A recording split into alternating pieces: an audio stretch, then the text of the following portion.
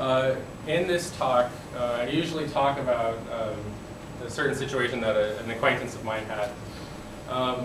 Basically, he made this really cool Flash game. I mean, he spent a lot of time, effort doing it.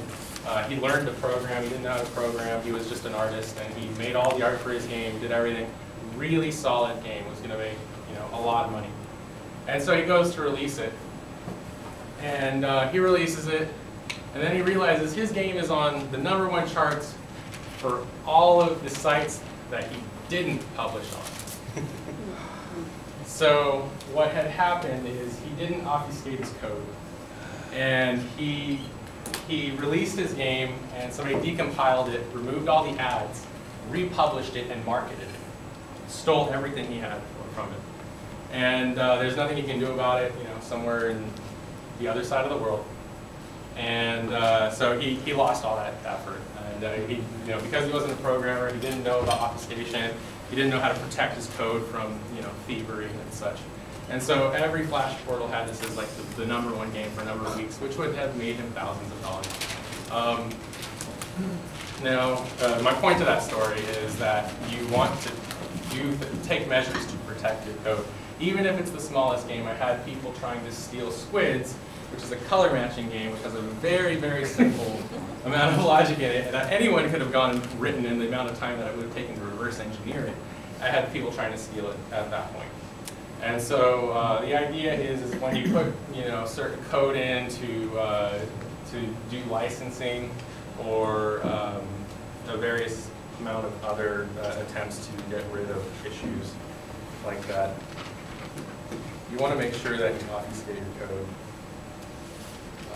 seriously. And so with that, you also want to figure out kind of best practices. Android has like a number of best practices on their website for doing that sort of thing. And so for publishing in general, Android uses an obfuscator called ProGuard as its default obfuscation. And that takes a lot of time. So back to that 3 months that I initially spent figuring out how to publish my application.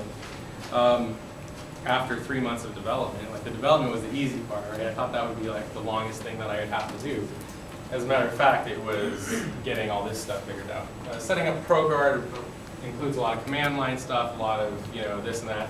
I'm from the .NET arena. I don't like using command line very much. I know a lot of you probably love command line stuff, but I try and get everything down to one click if I can, and I'm even happier if somebody else has gotten it down to one click for me. Okay, release and testing, back to where I was. So the obfuscation, licensing, store, ads. Also, Android has a licensing system. They said, if you do this, you most likely won't get your stuff stolen. Somebody broke into it, and it was 3 days after Google made that announcement. So their licensing systems are questionable. However, Google said that was a really clean code example of it. So even with obfuscation, you get things like patterns that people can follow to reverse engineer your application. And so as most may know here, obfuscation is when they rename all your variables and change the way your program is structured to make it very hard to interpret when you're trying to reverse engineer it, break it, steal it, whatever. And so my suggestion on that is in your code, after you've finished making it look clean, right before you publish, go through and make string concatenators, make lists of strings that only add every 3rd string, make things that even an obfuscator won't go in and interpret properly. So when people go in and change the string, they don't know which string to change to steal the pattern revenue from you, for example, or whatever licenses that you may have. Also, you want to find out about bugs. There are libraries out there, and Android does tell you what bugs you have, like what exceptions are thrown on the phones, what type of phone it is. They give you a report and a message from the user if they do that. And that is a really cool thing because you can go down through the stack trace. Of course, obfuscated stack traces are hard to read. ProGuard has an interpreter that you can actually reverse engineer it based on a file that peeks on your computer. Now, when you do find out about a bug, it'll be really strong for your marketing if you fix it right away. And so kind of more along the lines of like agile development methodologies to get things out there.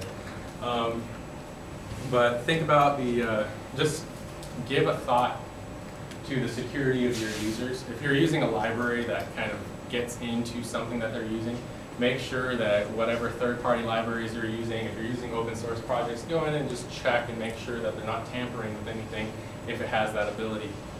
For example, Android, you can get access to the system tools. Maybe you want to access the system tools to allow them to delete a file on your phone with your app. And you see, oh, they have a third-party library that 4 people have downloaded and 3 people have downvoted on SourceForge, and you put it in your app, well, all of a sudden it's accessing the files and things like that. So you want to be really careful with just tools that you're using. Make sure that it doesn't make your stuff easier to reverse engineer. It doesn't do things like that. Finally, Google recommended on their website to have an end-user license agreement. I've done it with all my apps. You can just find one that sounds good and put it on there just as some level of protection for you. I've never been sued over anything like this before, but who knows what will happen. People that use your apps may get mad that it threw an exception right at their favorite part of the game. I'm going to sue that guy. So yeah, I hope so. So you just want to be careful like that. And so that's kind of my release and testing portion of it. You want to be able to get bug reports, and then you want to be able to push that stuff back out.